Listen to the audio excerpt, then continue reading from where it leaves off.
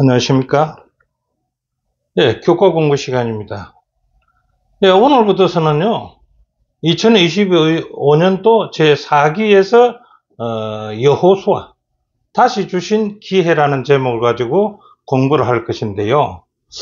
예, 2025년 마지막 4기에 여호수아라는 제목은 우리가 잘 알다시피 이스라엘 백성들이 40년 동안 광야 생활을 하다가 이제는 가나안으로 들어갈 수 있는 기회를 얻었던 거 아니겠습니까?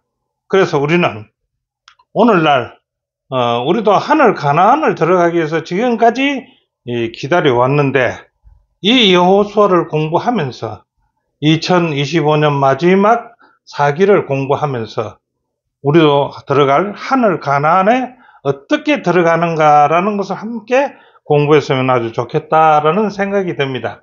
자, 그렇다면요, 문답식으로 풀어보는 교과 공부 여호수아 제1과 성공의 비결은 어떤 것이 있는가, 어떻게 하면 성공하는가라는 것을 공부를 해보겠습니다.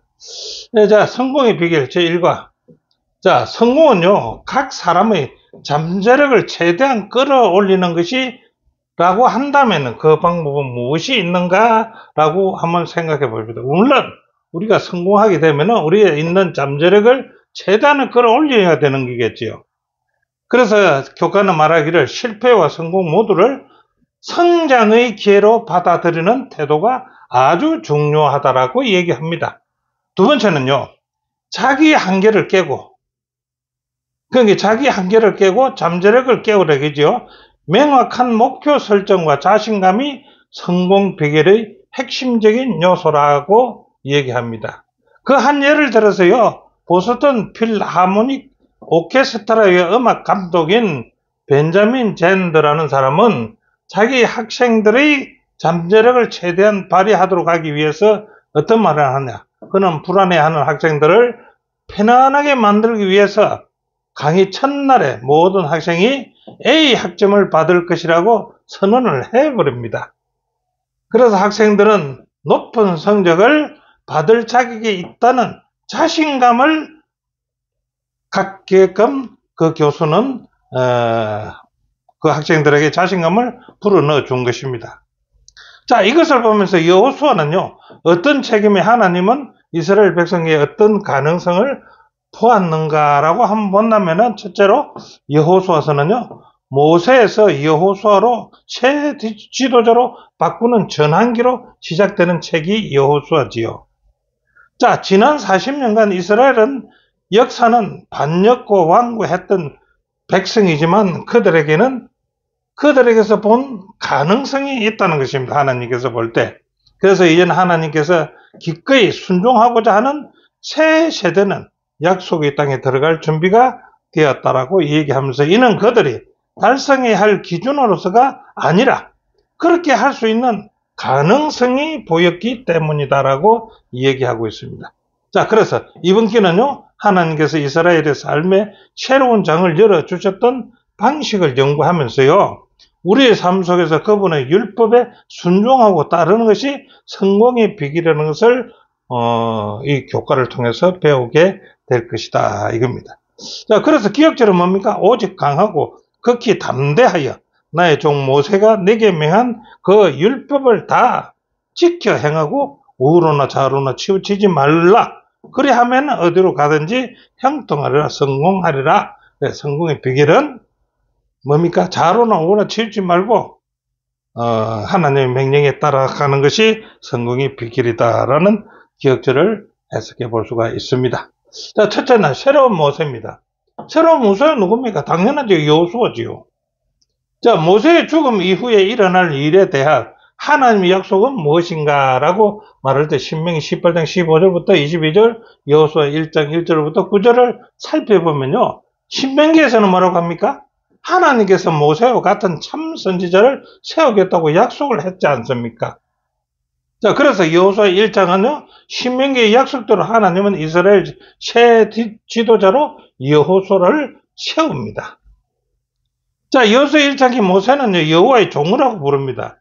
그런데 모세는 여호와의 종으로 부르는데 여호수아는 어떻게 부릅니까? 모세의 수종자라고 계속 언급합니다. 그 이유는 뭐일까요? 자, 그 이유를 이제 교과는 얘기하기를 하나님이 모세와 같은 선지자 하나를 일으키겠다는 약속은 했지만은요, 아직 성취된 현실이 아닌 가능성에 불과했기 때문에 여호수아를 모세의 수종자라 이렇게 불렀다는 겁니다. 자, 여호수아 1장 1절에는 모세는 여호와의 종으로, 여호수아는 모세의 수종자로 언급했지만 하나님께서는 모세와 같은 선지자의 약속을 환기시키고 그 약속을 기대하게 한다라고 했습니다. 그가 여호와의 종이라는 칭호를 받기 위해서는요, 여호수아가 여호와의 종이라는 칭호를 받기 위해서는 어떻게 해야 되는가? 충성과 섬김과 순종이 필요했다라고 얘기하고 있습니다. 자, 모세와 후계자인 여호수아는요, 이스라엘을 이끌 어떤 특별한 자질을 가졌는가? 여호수아도 모세와 같은 자질을 가졌을까요? 예. 별다른 재주를 가졌겠지요. 모세는요, 백성들을 하나로 모으고 이끌 수 있는 강력한 리더십이 있었다는 것입니다. 그래서 그 리더십을 발휘해서 이스라엘의 모든 백성들을 하나로 모았다는 것입니다. 그런데 여호수아는 어떤 자질이 있을까요? 여호수아는요, 하나님의 약속에 따른 충성심과 용맹함이 가나안 정복에 적합한 자질을 가지고 있었다라고 얘기하고 있습니다. 자, 하나님은요, 두 사람 모두에게 조상들에게 약속하신 땅으로 백성들을 이끌라는 말씀을 주셨습니다. 여호수아는 원래 모세에게 맡겨졌던 일을 완수하게 될 것이다라고 얘기하고 있습니다. 자, 여호수아서의 첫째 장이 이스라엘의 두 위대한 지도자 사이의 전환점을 기록하고 있을지라도 가장 중요한 주제는 누굽니까? 바로 그 일을 모두 주관하시는 분은 바로 예수님이시다는 겁니다. 그분의 말씀이 그 책을 시작하고 그분의 인도하심이 이 책을 가득 채운다 했습니다. 이스라엘의 진정한 지도자가 누구인지에 대해서는 의심할 여지가 없이 누구십니까? 예수님이시다라고 저자는 11페이지에 기록하고 있습니다. 자, 교훈은 어떻게 합니까? 모세의 길을 따라가야 할 여호수아는 아직 그와 같은 경험이 없었지요. 서론의 중심 인물은 모세 같지만 이스라엘을 이끄시는 진정한 지도자는 누구시라고요? 예수님이시다. 주님이시다. 라고 얘기하고 있습니다. 자, 그럼 둘째 날은요. 건너가서 차지하고 분배하고 경배하라. 자, 여호수아서에서는 하나님의 계획이 일련의 장면으로 어떻게 전개되어 있는가를 한번 볼까요? 그것이 여호수아의 1장은 여호수아서 전체의 서론의 역할을 하고 있는데 거기 보니까 여호수아서에는 가나안을 정복, 땅의 분배, 여호수아의 고별 연설 이렇게 나눌 수가 있다는 것입니다. 전체적으로 보면. 그러면 가나안 정복은 뭡니까? 1장부터 12장에 있죠. 요단강을 건너 가나안을 진입하고 여리고성과 아이성을 정복하고 남부와 북부 가나안을 정복하라는 가나안 정복의 기별이 있습니다. 그 다음에 두 번째는요, 여호수아 13장부터 22절에는요, 땅의 분배입니다. 자, 가나안을 정복했으면 가나안 땅을 12지파에게 나눠 주겠지요.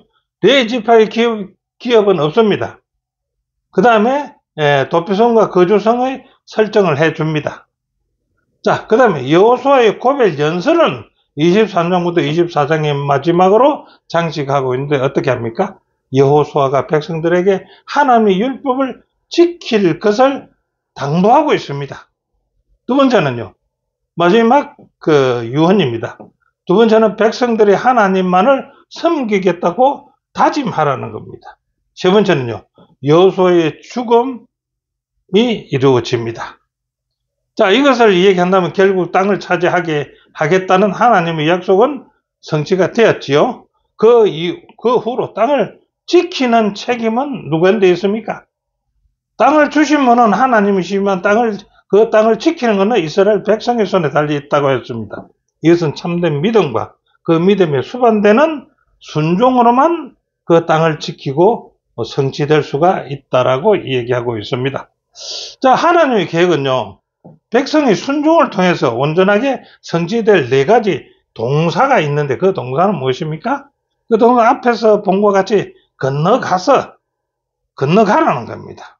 두 번째는 그 땅을 차지하라는 것입니다. 세 번째는요, 그 땅을 분배하라는 것입니다. 네 번째는요, 이렇게 하고 나가다는 하나님께 경배하라는 것입니다. 이것이 네 가지의 동사가 될 수 있겠죠. 이 네 개의 동사로 표현된 하나님의 계획은요, 백성의 순종을 통해서 온전하게 성취되는데 이 순종은 마지막 요소인 경배가 주 목적이라는 것입니다. 자, 여기서 경배가 빠지면 안 되겠지요. 자, 하나님이 우리를 위해서 행하신 모든 일, 특히 우리에게 무엇을 요구하시는가? 우리가 스스로는 할 수 없는 것을 우리가 할 수 있게 하는 것은 그분이 우리에게 주신 명령에 순종하는 것이 우리가 할 수 있는 일이다 이겁니다. 자, 그렇다면 교훈은 뭐라고 얘기할까요? 하나님 계획은요, 순종을 통해서 성취된다는 것입니다. 이 순종은요, 마지막 요소인 경배에서 비롯된다는 것입니다. 그분이 우리를 위해 하신 일을 믿고 순종하는 것이 우리가 할 일이라고 교훈은 얘기하고 있습니다.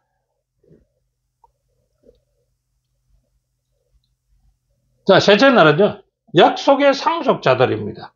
약속의 상속자들. 여호수 1장 2절 3절에는요, 주님은 여호수아에게 그 땅을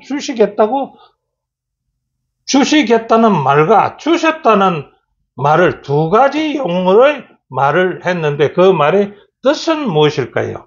자, 첫째, 2절에 주시겠다 하는 말은 뜻은 뭡니까? 주시겠다라고 하는 뜻은 내가 그들 곧 이스라엘 자손에게 주는 땅으로 가라. 그 땅은 참된 소유주이신 여호와께서 주시는 선물이라는 뜻으로서 주시겠다라고 얘기하고, 두 번째는 물은 너희 발바닥으로 밟는 것을 내가 다 너에게 주었노라고 한 그 말은 무엇입니까? 이 주었노라는 것은 완료형 동사지요. 이 땅의 힘이 그들에게 주어졌다는 인상을 주지 않습니까? 그 이유는 하나님께서 말씀으로 약속하시는 것은 현재의 현실로 믿을 수 있을 만큼 확실히 이루어질 것이라기 때문에 이렇게 주어졌다라고 얘기한다는 것입니다. 아직 주어지진 않았지만은요, 그 약속이 확실히 이루어질 것이기 때문에 그렇게 용어를 쓴다는 것입니다. 자, 두 번째, 3절의 대명사 너희와 너희 외에는 복수형으로 모세에게 주어진 약속을 언급한 이유는 또 무엇일까요? 여기는 주시겠다와 주었다는 말과 여기에는 너희와 너희 외라는 복수형으로 모세에게 주어진 약속을 언급한 이유는 무엇일까? 너희와 너희라는 복수형을 사용한 이유는요, 그 약속은 여호와뿐만 아니라 이스라엘 백성 전체에게 주어진 약속이라는 뜻이라고 말하고 있습니다. 너희는 복수형이니까요. 자, 그 다음에 모세에게 주어진 약속을 언급하는 것은요, 하나님의 사역은 계속성이 있음을 의미하는 말로서 얘기한다는 것입니다. 그 다음에 3절의 모든 이란 의미는요, 이 명사가 여러 곳에서 사용되는 것은 여호수아 앞에 주어진 목표를 달성하는데 전체성과 온전함이 필수적인 것을 표현하기 위해서 모든이라는 단어를 사용했다는 것입니다. 자, 여호수아 1장 4절부터 6절과 히브리 6장 17절 18절에는 약속의 땅 또는 하나님의 유업의 상속자가 된다는 의미는 무엇일까요? 자, 약속의 땅은 약속이기 때문에 하나님은 유업, 즉 약속의 상속자가 된다는 것이고, 그 약속은 성취 보장은요, 내가 너와 함께 있을 것이라는 말씀하신 하나님의 임재에 있다라고 얘기하고 있습니다. 그래서 이것을 설명해 보면 오직 주님의 임재만이 여호수아가 성공하는데 필요한 전부였다라고 얘기하는 거예요. 오늘날도 변한 것은 없다. 우리에게 마태복음 28장 20절에 내가 세상 끝날까지 너희와 항상 함께 있으려는 예수님의 약속이 주어진 것도 바로 이와 같은 이유이기 때문이다라고 15페이지에 저자는 기록하고 있습니다. 자, 교훈은 약속 그 자체에는요, 성취를 보장하는 능력이 없다라고 했습니다. 약속은 능력이 없다. 그 약속의 성취를 보장하는 것은 내가 너희와 함께 있을 것이라는 말씀하시는 하나님의 임재에 있다라고 얘기하고 있습니다. 자, 그러면 넷째 날에는 성공의 조건. 성공의 조건을 우리가 읽어보면 그러니까 마음을 강하게 하라는 것입니다. 성공의 조건 하나는요. 자, 여호수아 1장 7절부터 9절에는 주님께서 여호수아에게 강하고 담대하라고 두 번이나 강조하신 이유는 무엇일까요? 자, 성공의 조건이기 때문에 그렇지요. 여호수아에게 주어진 임무는요, 엄청난 도전으로 보였기 때문에 반복으로서 강조해서 확인시켜준다 이겁니다. 자, 가나안 성들의 성벽은요, 난공불락처럼 보였지요. 예, 그 땅의 거민들은요, 전쟁에 익숙한 훈련된 사람들이었지요. 반면 이스라엘 백성들은요, 유망민에 불과했고요. 이스라엘의 애굽의 종살이만 했어요. 자, 요새화된 성벽을 공격할 수 있는 가장 단순한 공성 도구조차도 그들에게는 없었습니다. 그런데 그 큰 난공불락의 성을 어떻게 침공할까요? 역사는 당대의 초강대국이었던 이집트도 가나안에서 확고한 거점을 마련하지 못했다고 말한다면 엄청난 그들은 가나안 성들은 성벽의 난공불락의 성벽이었다라고 짐작할 수가 있습니다. 그래서 여호수아에게 하나님은 강하고 담대하라는 부르심은 단지 전투 사기나 전쟁 전략에만 의한 것이 아니고 또 무엇일까요? 여호와와 이스라엘 사이에 맺은 언약을 규정하는 율법과 그 구체적인 요구 사항에 충실하기 위해서는 힘과 용기가 필요하다는 것을 얘기하고 있다는 것입니다. 자, 오늘날 우리의 전쟁터, 선악간의 전쟁터지요. 오늘날 우리의 전쟁터와 여호수아에게 주어진 말씀이 어떻게 적용되는가 한번 살펴볼까요? 자, 오늘날 그리스도께서 맡기신 사명을 성취하는 과정에서 그리스도인들도 여호수아와 비슷한 도전에 직면하게 되지요. 우리는 자신의 죄된 본성과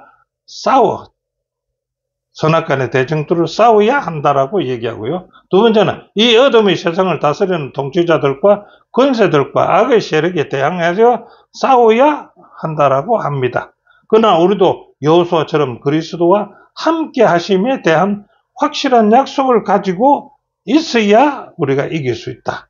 내가 세상 끝날까지 너희와 항상 함께 있으리라는 마태복음 28장 20절이요. 주님의 도우심이 여호수아의 두려움을 몰아내기에 충분했던 것처럼요. 오늘날 우리의 의심과 불안감을 몰아내기에도 충분할 것이라고 심겨지는 얘기하고 있습니다. 주님이 도우심과 우리와 함께 하신다는 그 말씀이죠.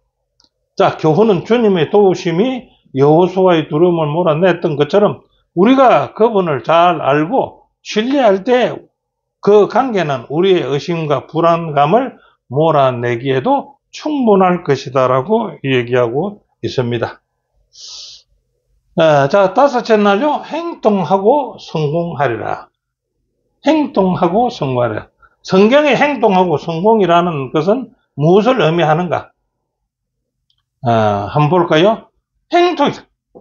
성경의 행동이란 말은 히브리 사칼이라고 얘기한다는데요. 저 말은 총명하다, 지혜롭게 행하다, 또는 번영하다, 성공으로도 번역할 수 있는 말이 사칼입니다. 자, 성공이란 말은 히브리 잘한데요. 잘 나어. 계획된 것이 성취되거나 유리한 환경 가운데 있는 것을 의미한다 이겁니다. 그래서 이 단어는요, 욥기나 자문이나 시편에 자주 등장하는데요. 성공이란 개념이요, 하나님을 경외하고 그분의 말씀을 순종함으로 지혜롭게 행동하는 것과 밀접하게 연결되어 있는 단어가 형통이고 성공이라는 것입니다. 자, 성공이라는 단어를 물질적 관점과 영적인 관점에서 바라본 차이점은 무엇입니까? 우리가 성공이라면 물질적으로 많이 바라보지요. 자, 그래서 성공이란 물질적 번영을 의미하는 것은 아니지만은요, 그것을 배제하지도 않는 것이 성공 아닙니다. 성공은 우리가 사회적으로 봤을 때는 육신적으로 봐서는 물질 아닙니까? 그런데 성공은요, 하나님이 창조하신 세계의 근본에 자리하면서 그분의 율법을 통해서 나타나는 영적 가치와 원칙과 조화를 이루는 상태로 보아야 한다. 그 성공이란 말은요. 그 다음에 실제로 하나님의 약속을 신뢰하는 것, 특히 오직 믿음으로 구원받는다는 약속과 그분의 율법에 대한 순종은요, 상반되는 것이 아닙니다. 그 둘은요, 동전의 양면과 같아서 두 개 다 꼭 필요하다는 것입니다. 자, 성경은 율법과 믿음의 관계에 대해서 무엇이라고 말하고 있는지요? 로마서 3장 31절. 그런즉 우리가 믿음으로 말미암아 율법을 폐하느뇨? 절대 그럴 수 없느니라. 도리어 그 율법을 굳게 세운다라고 했습니다. 그래서 우리가 믿음으로 말미암아 의로 말미암아서 율법을 폐한다고 말하지 말자는 것입니다. 우리를 위한 예수님의요, 속죄와 대속적 죽으심에 대한 믿음을 하나님의 율법에 순종하는 것과 대립되는 것으로 보는 것은 거짓되고요, 위험한 이분법이라는 것입니다. 자, 율법의 역할을 피상적으로 이해할 때에 율법과 은혜를 반대되는 개념으로 오해하게 되는 것입니다. 하지만 율법과 은혜는요, 항상 함께하는 것입니다. 구약의 제자들은요, 율법을 매우 귀중하게 또 기쁨의 원천으로 여겼다는 것입니다.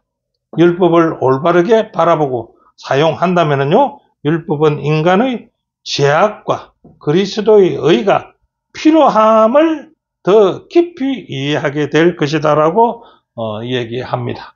자, 교훈에는요, 성공과 행동은요, 하나님을 경외하고 말씀에 순종함으로 지혜롭게 행동하여 창조세계와 율법에 나타난 영적 가치와 원칙과 조화를 이루는 그 상태를 의미하는 것이다 라고 했습니다. 자, 오늘 공부에서 그 결론을 한번 지어본다면은 첫째 날부터죠, 광야에서 실패했던 이스라엘이요, 다시 성공하게 된 것은 그들의 준비 때문이 아니라 주께서 새로운 기회를 주셨기 때문입니다. 새로운 기회를 주셨기 때문입니다. 두 번째는 성공은 주님을 경외하고 순종함으로 하나님의 뜻과 조화를 이루는 것이 성공이라는 것입니다. 세 번째는 모세와 같은 선지자가 되기에 경험이 없던 여호수아를 세우시고 이끄신 분은 바로 주님이십니다. 그래서 주님을 더 잘 알게 될 때 우리의 의심과 불안은 사라질 것이고요, 그분이 함께 하실 때 우리에게 주어진 약속이 이루어질 것을 우리는 믿어 의심치 않지요. 자, 우리의 일은요, 그분이 하시는 일을 믿고 순종하는 것이며 이를 통해서 주님은 성공하게 하실 것이라는 것입니다. 그래서 이스라엘 백성들이 오늘 공부에서 보면은 가나안으로 들어가는 여정을 살펴봤다면요, 우리도 하늘 가나안을 들어가는 여정을 한번 함께 공부했으면 참 좋겠다 하는 생각입니다. 오늘 공부는 여기까지입니다. 함께 공부해 주신 여러분 대단히 감사합니다. 다음 주에 다시 뵙겠습니다.